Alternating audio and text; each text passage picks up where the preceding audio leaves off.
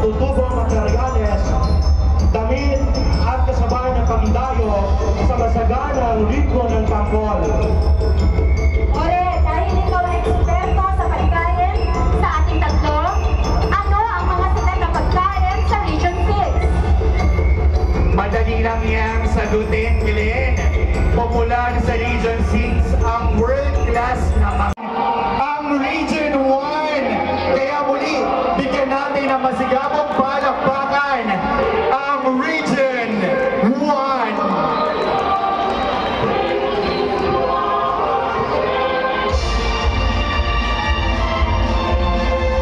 Narito na ang mga delegado mula sa Region 1, ang Ilocos Region.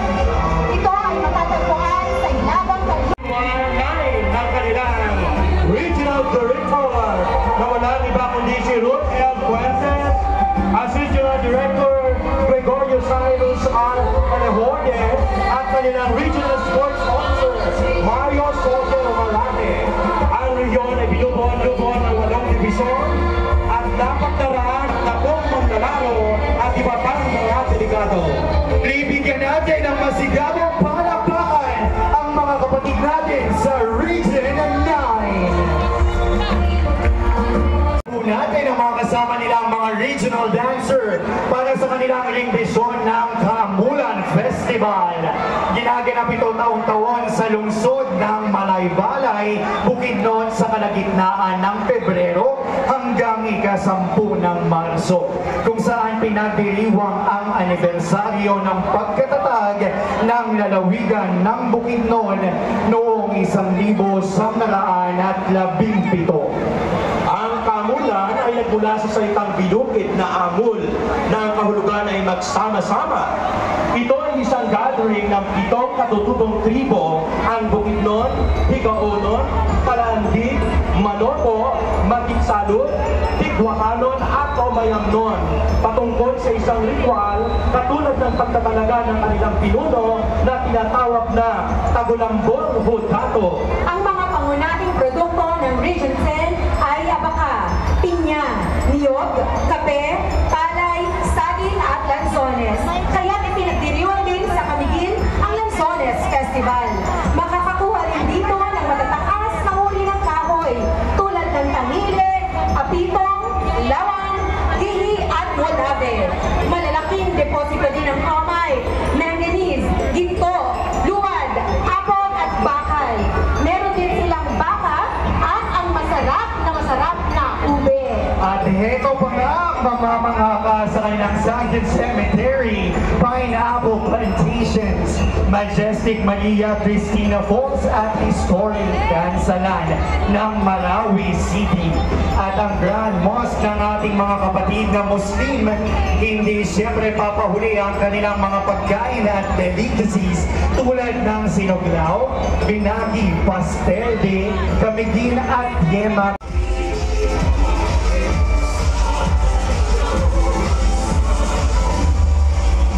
Nakatutuwang pagbasa ng Region 10 sa kanilang espesyal na saludo. Kagaya ng binibigyang diin ng Palaro 2023, pinakikita nila ang importansya ng spirit of solidarity sa pagtataguyod ng isang bansang matatag.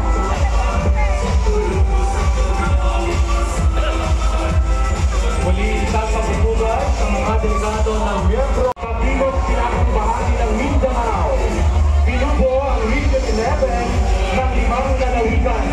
Kabilang dito ang Davao del Norte, Davao del Sur, Davao Oriental, Davao Occidental at Compostela Valley. Kabilang din dito ang mga organized cities na Vigo, Tagum, Panabo at Davao City na may tuturing na pinakamalaking lungsod sa Pilipinas. Mga kaibigan, ang kalubog natin ang palakpakan, ang pangkat ng mga mapag-alaga, kalmado at may malaking pagpapahalaga sa batas at kultura. Bago natin patuloy na makita ang Region 11, hayaan niyo po kami batiin ang ating Assistant Secretary Noel Baluyan, Undersecretary Revsi Escoberto, Undersecretary Gloria Humani Mercado, at iba pa nating mga Undersecretary, kasama rin natin si Ma'am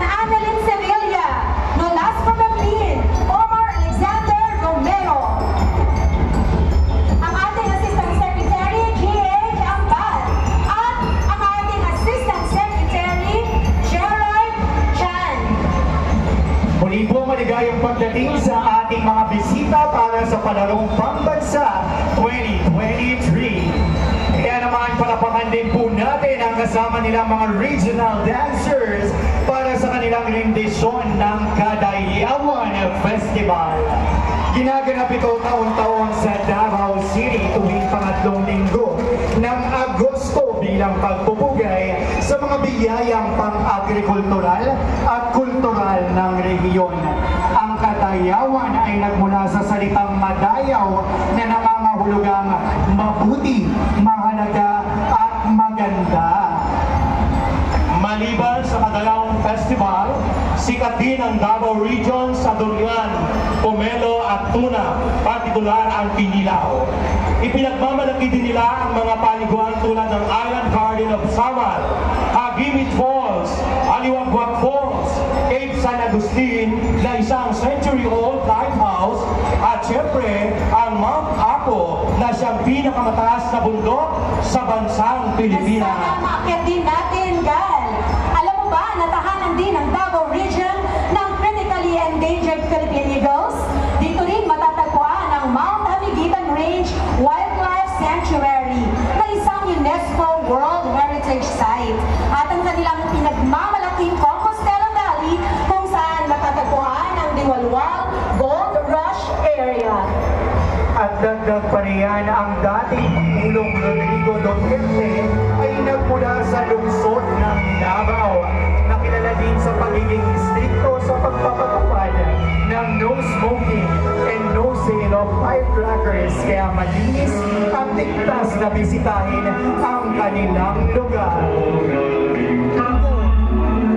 Pinangungunahan ng Region 11 ng kanilang Regional Director na si Alan G. Maynazo.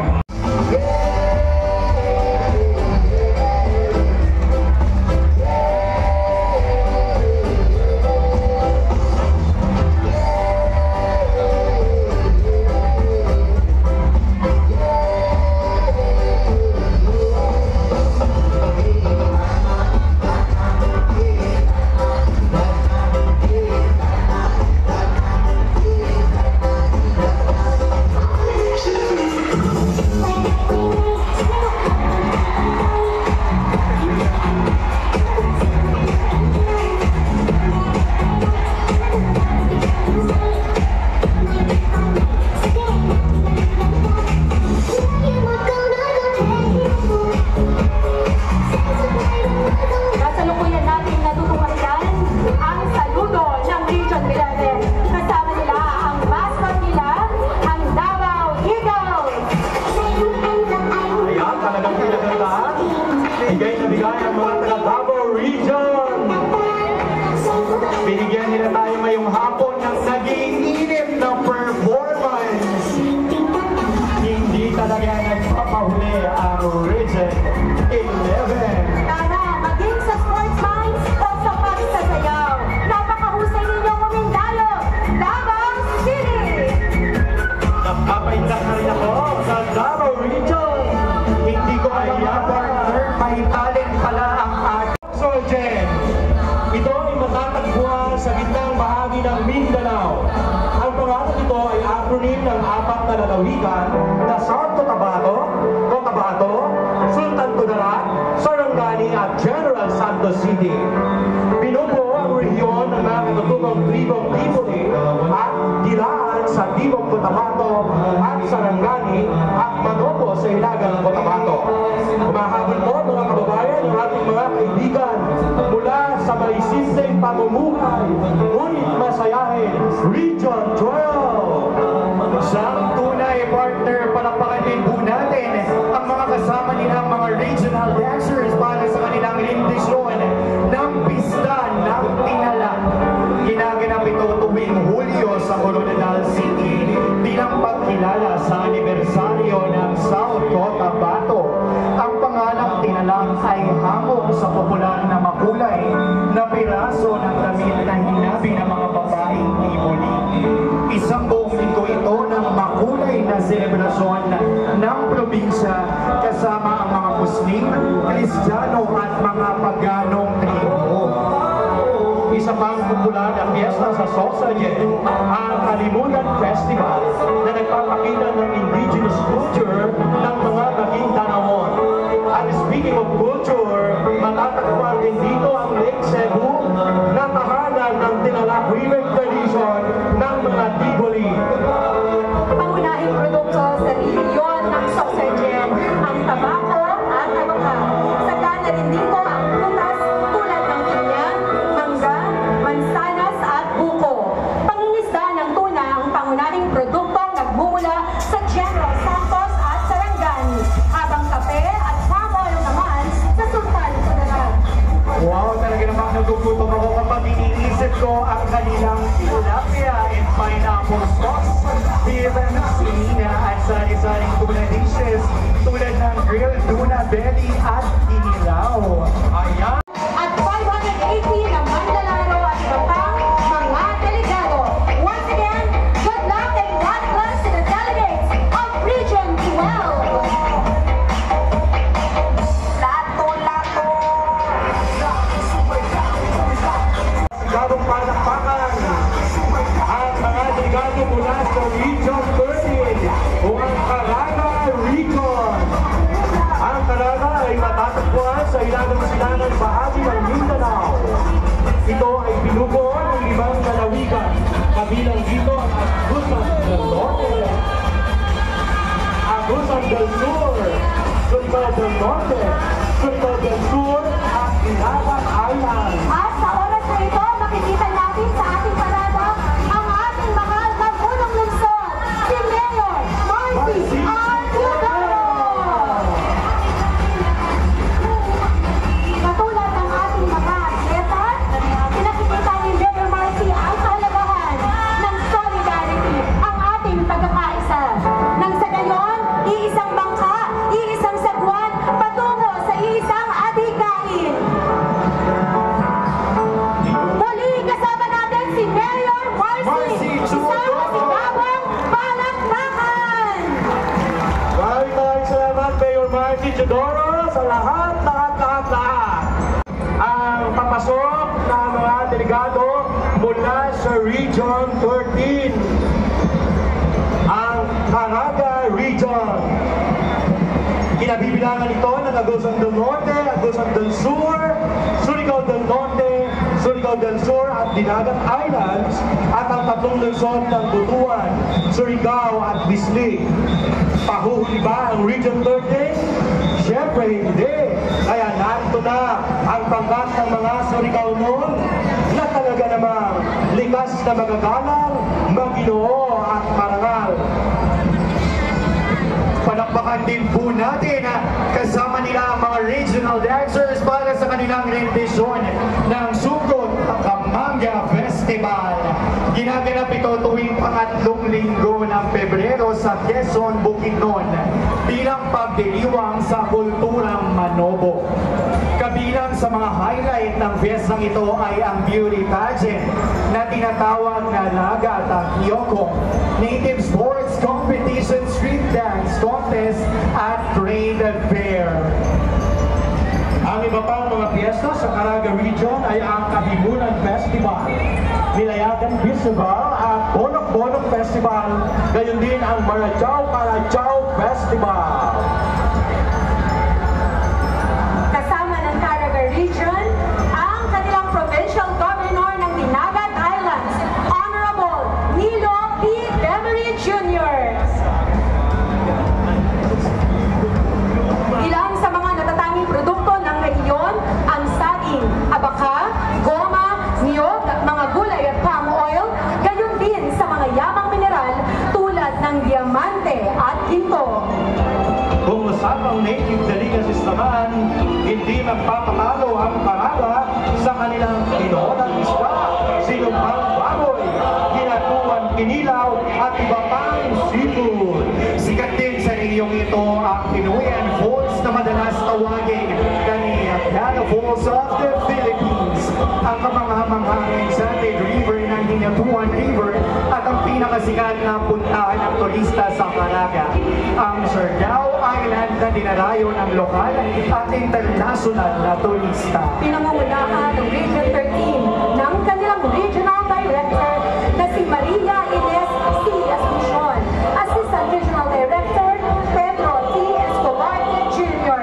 at Regional Sports Officer Bernabe L. Linog.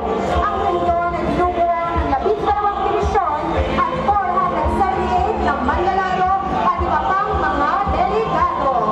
Isa pong masigabong palakpakan para sa mga miyembro ng delegasyon ng Region 13. At ito na ang mga representante mula sa Cordillera Administrative Region o CAR. Ang Cordillera Administrative Region ay matatagpuan sa Ilagang Luzon. Ito ay binubuo ng mga lalawigan ng Benguet, Ifugao at Mountain Province. Sakop ng rehiyon ng Sulu, Tawi-Tawi at mga lungsod ng Cotabato at Marawi. Isang malakas na hiyawan para sa ating mga kapatid na marina sa kapayapaan at masaganang ani. Ito rin ang selebrasyon ng pagkakaisa ng mga tribo ng magtatagpuan sa rehiyon. Sa Bangsamoro Region ay matatagpuan ang Islamic City of Marawi na pinakasentro ng Islamic culture in the Philippines. Dito ay natin makikita Dahil sa oras na ito, nakita natin kumakaway ang mayor ng Marikina, Mayor Marcy Teodoro. Palakpakan po natin siya, mga kababayan. Maraming salamat po, Marcy Teodoro. Muli sa Bangsamoro Region, natatagpuan ng Islamic City of Marawi, ang pinakasentro ng Islamic culture in the Philippines. Dito natin makikita ang kanilang Grand Mosque, mga makukulay na pamilihan na nagtitinda ng traditional Muslim marbles, drums at delicacies. Sa Cotabato naman makikita ang Sultan Hassan al-Bolkiah Mosque at Royal Houses na may traditional na architecture.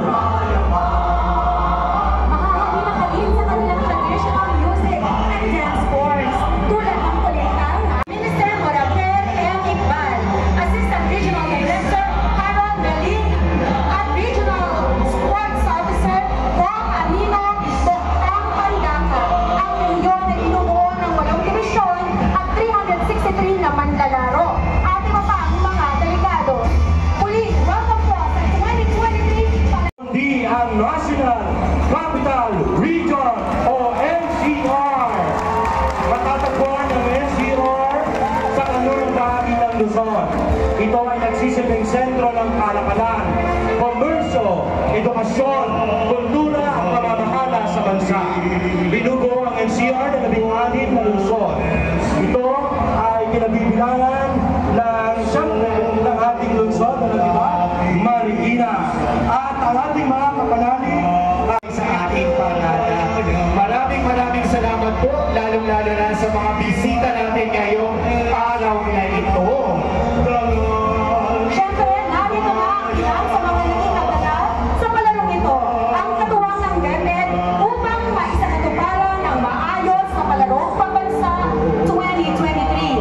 Our dear city officials, sa pangunguna ng ating butihim at mahusay na Marikina City Mayor Marcy Teodoro.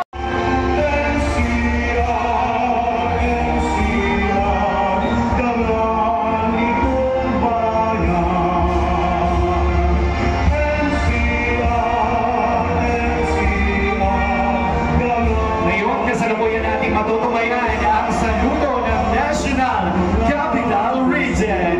Isang masigabong palakpakan! Yan, mabuhay ang NCR! We would like to acknowledge the presence of Manuel Sobreta Lopez, using OPP, and Mayor Mike Ramos, Honorable Debaco Dalton Honteveros of Cebu City. Maraming salamat po sa inyong pakikiisa. Nakatutuwa at napakaraming leader ng iba't ibang rehiyon ng Please, palakpakan naman natin lahat ng mga who made this possible. Everybody who made this possible, please let us all give each other a round of applause sa mga naglakad sa bagyo, sa mga pumarada. Palakpakan naman natin ang isa't isa. There you go. Kami ay naniniwala na kahit saan ka man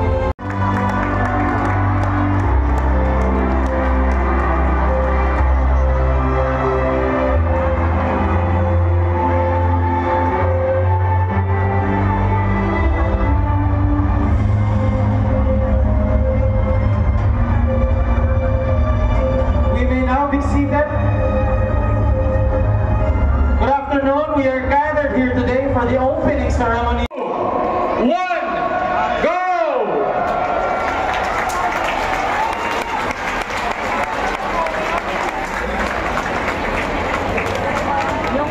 At this juncture, may we call on Miss Isabel Beatriz de Leon, or Bea de Leon, and of course, Mark Baroca, and the 17 region team captains for the lighting of the cauldron.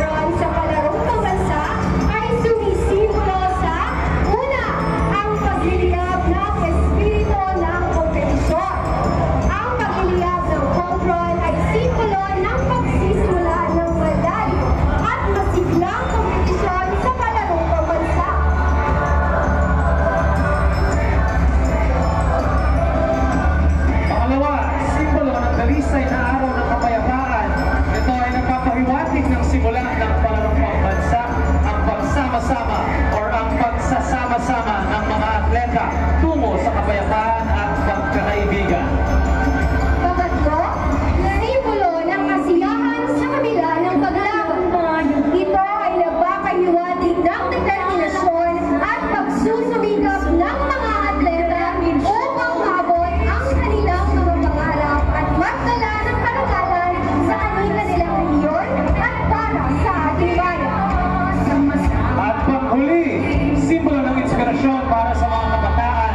Ito ay nagsisilbing inspirasyon sa mga kabataan na bigyang halaga ang iba't ibang gawain, pampalakasan, mamuhunan sa kanilang mga kakayahan at sumali sa mga gawain pangkomunidad na nagtataguyod ng kalusugan at kahusayan sa anumang